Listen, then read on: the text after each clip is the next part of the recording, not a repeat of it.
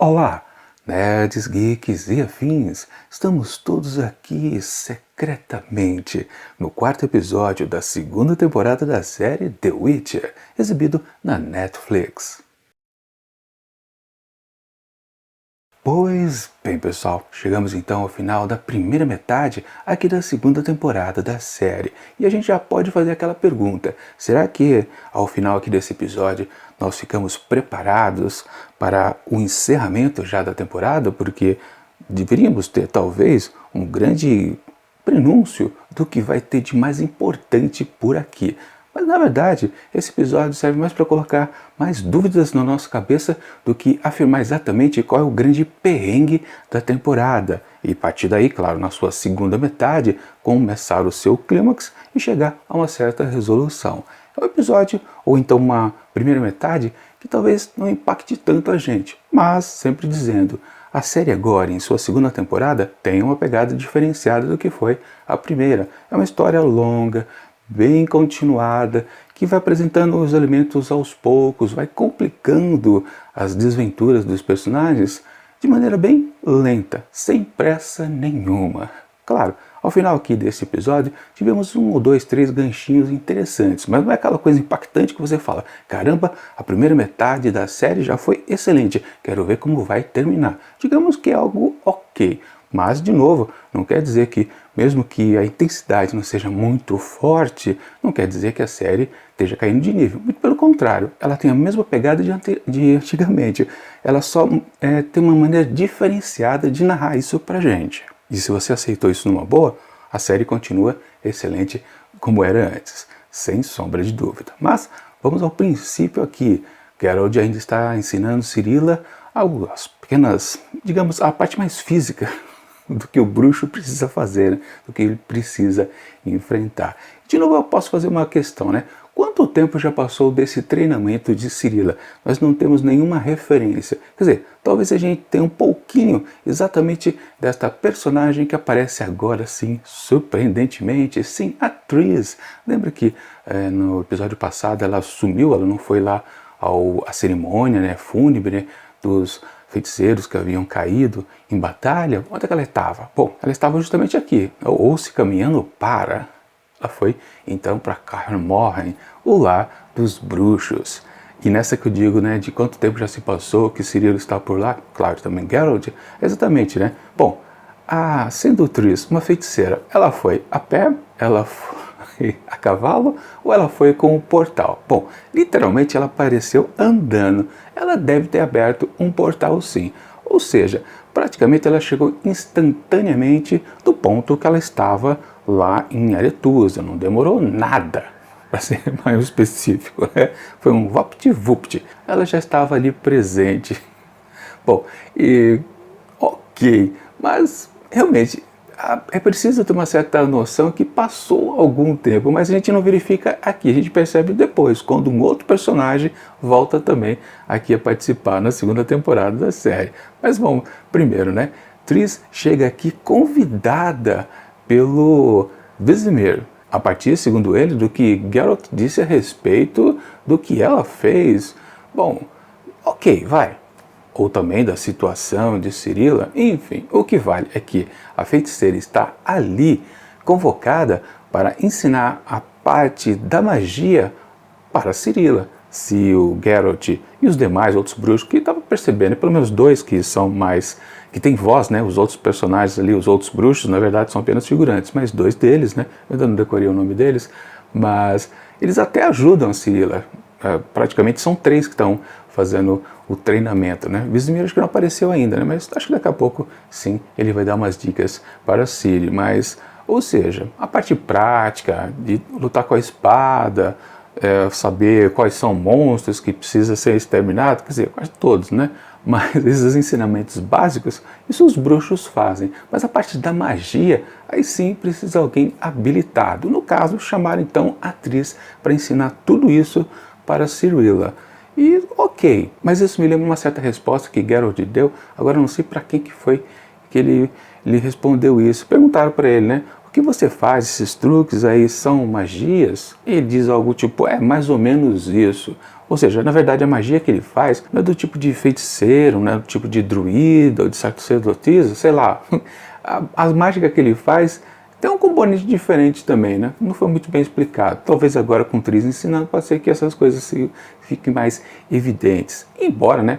Também foi colocado aqui por ela que depois que Geralt falou que a mãe, a Pavetta, manifestou um certo poder, né? Ou seja, a presença do caos, Triss disse, né? Então ela não foi uma feiticeira iniciada. Ou seja, a geração seguinte pode ser mais poderosa ainda. E é algo curioso, quer dizer que, então, todas aquelas noviças lá que foram mandadas para Aretusa durante todo o sempre, quer dizer que se elas não fossem ensinadas a serem exatamente futuras feiticeiras, elas poderiam gerar descendentes mais poderosos ainda, ou seja, na verdade, Aretusa, a academia de feiticeiros, meio que freia também o poder dessas pessoas, o que é algo também que passa pra gente que o poder ele pode ser crescente cada vez mais, mas depois de um tempo talvez deve ser incontrolável. Bom, é uma questão importante para Cirila, porque o Geralt também disse aqui nesse episódio que ele sente que ela tem um poder, talvez trilhando um caminho muito perigoso. E numa visão que ela teve aqui, Ciri literalmente foi chamada de filha do caos. Ou seja, será que vai por aí mesmo? Por isso que o pessoal lá de Nilfgaard tá afim dela? Pode ser por causa disso. Mas enfim, o que vale é que agora ela tem mais outra professora, a aprendiz ali de bruxo, que ela tá determinada, né? Claro, ela tem muito da inspiração de sua avó, que era a leoa ali de Cintra, e ela não quer ser apenas a leãozinha, né? Ela quer ser uma leoa mesmo que tenha uma baixa estatura, mas de qualquer forma, não é só porque ela, por ser ou desejar ser um bruxo, que ela tem que ter habilidade. É muito por conta da sua avó mesmo, a Calante, né? Bom, na verdade, as cartas estão sendo colocadas na mesa. Ela acaba dizendo, tanto a Geralt quanto a Triss, que ela sim, ela sabe que um dia ela já manifestou um certo poder, que foi justamente naquela cena completamente estranha, curiosa, que foi lá na primeira temporada. Aliás, foi no primeiro episódio, né? Onde ela é raptada lá então pelo Cahir e ela consegue se livrar dele quando ela justamente faz aquele grito, né? Que ela fica desesperada quando vê a Cintra pegando fogo. E naquilo, ela, justamente naquele momento, ela está lá montada no cavalo do inimigo e está justamente passando ao lado de um monolito. No grito dela, o monolito cai, quando cai ao solo, abre aquele buraco, né? Aquela fenda gigantesca que serve de escape para ela, porque ela se mete na floresta e ele não consegue mais alcançar, porque realmente, acho que até o cavalo caiu no buraco, nem me lembro exatamente o que aconteceu, mas realmente, aquilo foi uma grande manifestação e ela sim, ela sempre tem consciência que ela fez algo do esquisito. E agora sim ela começou a entender que realmente, que ela herdou alguma coisa da sua mãe. Agora a questão do monolito realmente é do esquisito, né? Porque o monolito meio que, entre aspas, gerou aqueles dois monstros que foram atacar ela. Na verdade, os dois monstros estavam indo atrás dela. Acho que eles não queriam matar ela de forma nenhuma. Pois é, algo bastante estranho. Será que ela consegue gerar monstros? O que é curioso, né? Ou até contraditório, né? Porque depois o Vizimir achou aquelas florzinhas que só nasce onde cai o sangue antigo, que é o sangue dos elfos, provavelmente o sangue mais puro, né? Mas o que Cirila tem de elfo? Quem tem de elfo, na verdade, é Yennefer, né? Isso é super esquisito também, né?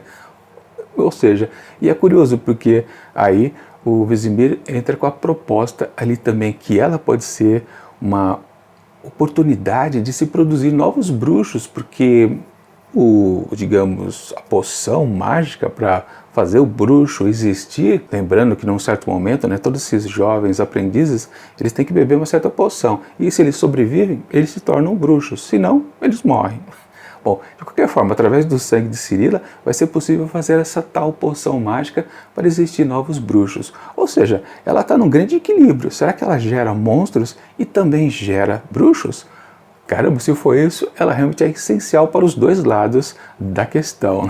Enfim, algo também que promete bastante, ou seja, vai render muito nos próximos volumes da saga lá nos livros e também em temporadas aqui na série, com certeza, né? Esse negócio não vai ser resolvido de uma maneira tão simples assim. Cirilla realmente parece ser uma personagem completamente poderosa dentro desse universo aqui. Bom, e fechando aqui essa parte narrativa do Geralt, sim, para estudar então essa questão dos monolitos, a atriz tem a ideia de enviar ele para falar com o Stride, pois é, que está lá em Aretusa.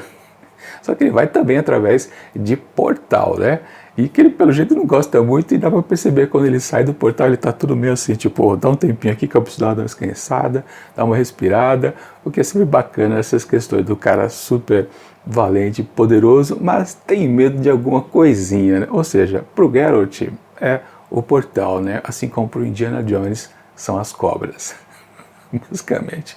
Bom, enfim, todo herói tem que ter um defeito, senão não tem graça. Bom, de qualquer forma ele chega lá então para falar com o Stride, naquele momento tenso, claro, é um ganchinho, claro, vai dar tudo bem, porque ele vai falar porque que ele está ali, né, veio por conselho de Triss e tudo se resolve, não vai ter nenhuma pendenga por ali. Mas tem aquela questão, caramba, ele não descobriu ainda que a Yennefer está viva, né? Ele quase vai chegando perto da resposta, mas não consegue, porque Triss, por exemplo, quando ela começou a listar, né, os feiticeiros caídos na batalha de Soden, ele meio que para, que daqui a pouco você chega na Yennefer e eu vou sofrer, né? Aliás, falando em sofrer, né?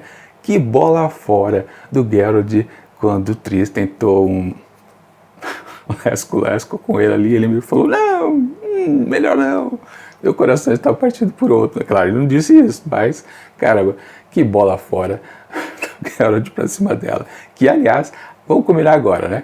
Triss está completamente ruiva, ou talvez ela fique mais ainda. Na verdade, depende um pouco da luz que bate no cabelo dela, mas oficialmente Triss agora está ruiva, assim como ela é nos videogames, né? Nos livros ela não é ruiva, ela é morena mesmo, mas eu acho que venceu a voz dos fãs, né? Que reclamaram, caramba, como é que vocês colocam a atriz na série morena? Não, ela tem que ser ruiva. Bom, tá aqui, desejo realizado de todos os pedintes. Triss agora é uma ruiva, mas ela pode ficar mais ruiva ainda, né? Fica bonita do mesmo jeito, não tem problema. Enfim, é um personagem que todo mundo gosta e vai ficar legal assim, agora ruiva também. Bom, vamos passar então para outra parte narrativa. Ah, sim, lembrando, esse episódio voltou a ter 3 linhas, sim, de narração da história, porque tivemos também a de Yennefer e o seu novo amiguinho, Cahir, e também uma parte ali de um outro reino que agora está começando a ter destaque, que é do rei Vizimir, só para confundir com o nome de Vesemir, que é o amigo tutor, né, do Geralt. O rei de Ledânia, é isso? Ou Ludânia? Agora não me lembro direito, acho que vai aparecer aqui embaixo o nome correto lá daquele reino, que, deixa eu falar logo dele, porque já, antes de ir para Yennefer, né, bom, situação esquisita, quer dizer, ele já teve um papo lá com o rei Faustus, lá no episódio passado, que realmente eles estão com meio pé atrás com os conselheiros, que são os feiticeiros magos. Eles realmente não sabem se essa aliança pode ser duradoura ainda. E aqui tivemos uma cena desse rei Vizimir, que, caramba, que coisa esquisita, né? Chega um sujeito, ele está conversando com 2, sei lá, também conselheiros, aparentemente. O cara chega, mata a mulher e depois faz o homem beber um líquido envenenado. E meio que dá a entender, né? Claro, aqueles 2 ali eram espiões ou traidores do reino, do rei ali presente, e o rei fica meio que, pô, matou mais 2, caramba. Dá para perceber que o sujeito ali, ele meio que é o que elimina, né? As pessoas não muito boas para o reino.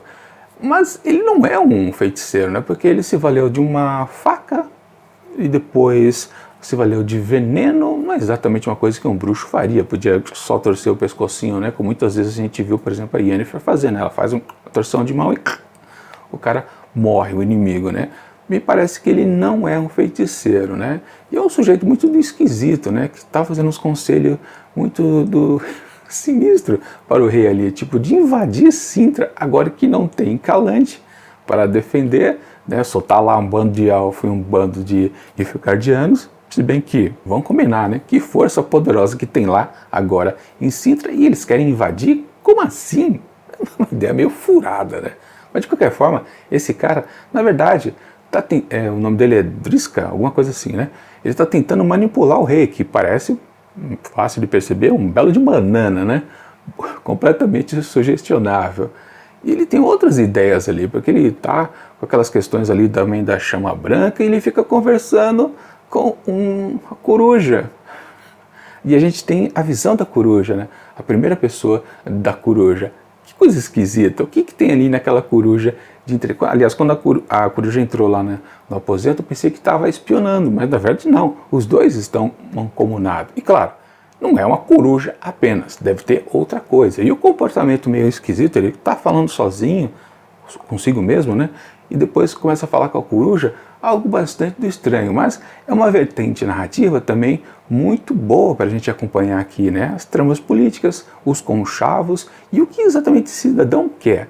Me parece que ele é um terceiro elemento ali, ele não tem nada a ver com elfo, não tem nada a ver com o Nilfgaard, e também ele não quer nem saber do norte, né, dos reis ali do norte, ele quer tomar o poder também. Agora, ele responde a uma pessoa superior também? Pode ser que sim, e aí vai ficar mais interessante, mais enrolado as coisas. Ou seja, é um início aqui de trama que vai render bastante, com certeza, ao longo dessa temporada e talvez também para a próxima. Me parece isso. Na verdade, foi a boa novidade aqui desse episódio, porque o resto a gente pode considerar que sim, eram coisas conhecidas que estão ganhando algumas variações.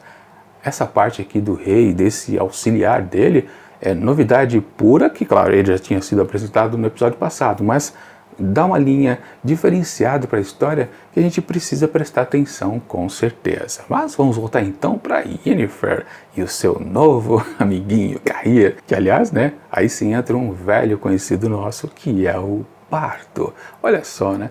Então, ainda naquela tentativa de fugir para Cintra, Yennefer e Cahir acabam topando com alguns elfos que estão se rastejando, digamos assim, né, pelos esgotos ali da cidade e acabam descobrindo que existe um tal de Rouxinol, que é um sujeito que faz os seus acertos para que os elfos mesmo, né, somente eles que são beneficiados com o serviço que ele faz, né, que é o contrabando, né, de pessoas através das fronteiras, ou seja, elfos que querem chegar a Cintra. Eu não sei como é que o Bardo arranjou esta profissão, entre aspas. Ele continua cantando, fazendo das suas, claro, como um disfarce talvez, mas será que ele sempre ajudou por fora as pessoas assim, necessitadas? Bom, coisa estranha, né? Bom, na verdade aqui nesse tráfico de pessoas, outro personagem também vai aparecer. Não é só o Bardo que surgiu por aqui, que é o amigo da Ciri, o Dara, que também é um elfo. Um elfo que, lembram, quando ele foi apresentado a primeira vez, ele parecia que era mudo, mas na verdade ele falava. Só que, curiosamente, aqui nesse episódio foi apresentado um outro elfo, aí sim, completamente mudo, que foi aquele cidadão que foi devorado pelo único monstro que apareceu aqui nesse episódio. Aliás, numa cena muito manjada, estava completamente telegrafado que ele ia morrer, e ia morrer sem saber de onde veio o golpe, porque ele inclusive virou, né, as suas costas para a água parada ali dos esgotos, e a câmera do outro lado, aquele silêncio, ele completamente feliz da vida, sonhando, doidado, como vai ser o seu futuro lá em Cintra, né? Felicidade, com mulheres. Ah, é claro que você ia morrer, né, filho? Era óbvio, né? Nem teve graça, para falar a verdade, né? E naquelas, né? Foi o único monstrinho que apareceu por aqui. Bom, podia ter coisa melhor, né? Mas fazer o quê? É o que tivemos para hoje, né? Aliás, eles fizeram até uma certa brincadeira com a gente também, né? Porque colocar esse personagem elfo também mudo, a gente lembrou na hora, claro, do Dara, né? É estranho, mas de novo, outro elfo mudo? Será que tem uma característica comum que muitos ficam mudos? Não sei, não posso entender isso, a não ser como uma piada mesmo pra gente, né? Depois, claro, o Dara acaba se revelando. E aí, com o Dara aqui, duas questões, né? Bom, a primeira, como assim ele vai ser usado como uma espécie de espião por aquele sujeito lá estranho que é auxiliar do rei Vizimir? Não entendi. O Dara me parecia uma pessoa completamente honesta. Ele é colocado que precisava de um elfo desconfiado. Tá, desconfiado o Dara era lá na primeira temporada, mas essa transmutação dele aí eu não entendi não. Ele não é do bem? Me parece que para ser um espião você precisa ser do mal, ou ele só vai ser utilizado assim, enfim. Não compreendi qual é o objetivo aqui. E meio que ficou mal explicado o contexto que ele volta aqui para a série. Mas o estranho, que é o outro ponto que eu queria colocar dele, é o tamanho do cabelo dele. Como é que o cabelo dele cresceu tanto assim? Se ele conheceu Cirilla naquele pouco espaço de tempo que ela fugiu de Sintra, depois topou com aqueles refugiados e por fim ela acabou lá na floresta de Brooklyn, né? Ela só passou por 3 lugares, a Cirilla, uma aldeia lá também, né?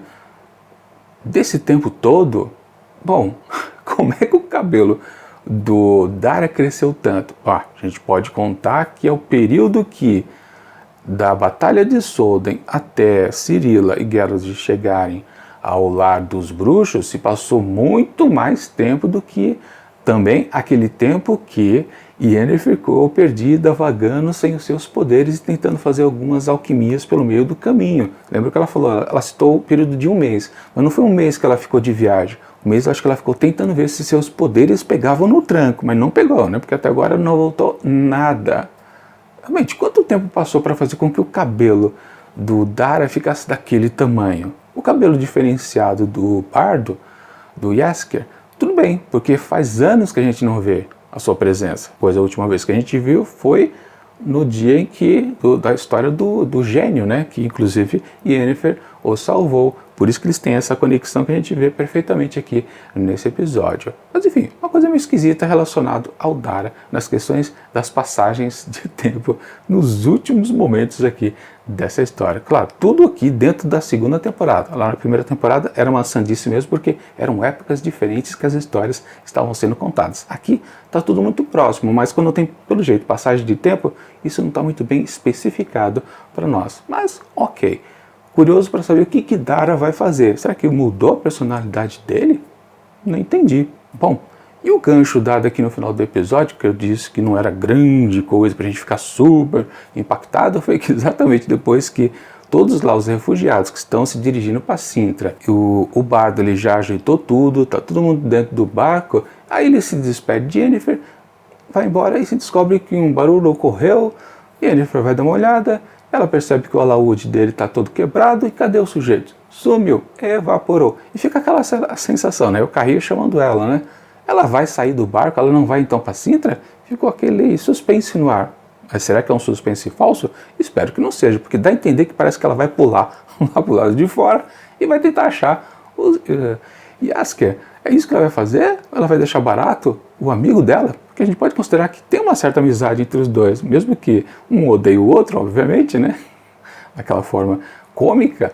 O que ela vai fazer? Eu não entendi. Prefiro outro gancho, dado que Cirilla pode ser uma maneira de se conseguir mais novos bruxos para o mundo. Eu acho que é mais um gancho interessante. Só que ele aconteceu tipo uns 10 minutos antes do episódio terminar. E realmente, esse final com Yennefer, cadê você, Bardo? O que aconteceu com você? Não me pareceu uma grande coisa, mas tudo bem. A gente gosta dos dois personagens, né? O Bardo é um personagem chato, mas é engraçado de vez em quando. Enfim, esse episódio aqui, ele é interessante também. Talvez não tenha sido um excelente para terminar uma primeira metade de uma temporada, mas de qualquer forma, a boa novidade aqui, a nova trama ali daquele reino ali, do rei Vizimir, parece promissora e eu estou muito curioso para ver o desdobramento de tudo aquilo. Portanto, para esse 4º episódio da segunda temporada de The Witcher, eu atribuo a mesma nota que eu dei para o episódio anterior, 4 asteriscos. E acho que está de bom tamanho. E ainda sempre vale lembrar, gostando de tudo que eu estou vendo. Antes de encerrar o vídeo, deixa eu dizer uma coisa para vocês. Se vocês tiverem interesse em acompanhar o original na sequência dos 7 livros, ou 8 livros? 8 livros aqui da coleção da saga do bruxo Geralt de Rivia, eu vou deixar aqui na descrição do vídeo o link para você adquirir a caixa, que tem uma caixa com os 8 volumes, através da Amazon, que é a minha parceira de compra e venda. Naquele esquema, é uma forma de ajudar o canal. Vocês fazem a compra utilizando o link que eu deixo para vocês e eu ganho aquela comissãozinha de vendedor. Ajuda muito sim o canal a crescer um pouquinho. E é isso.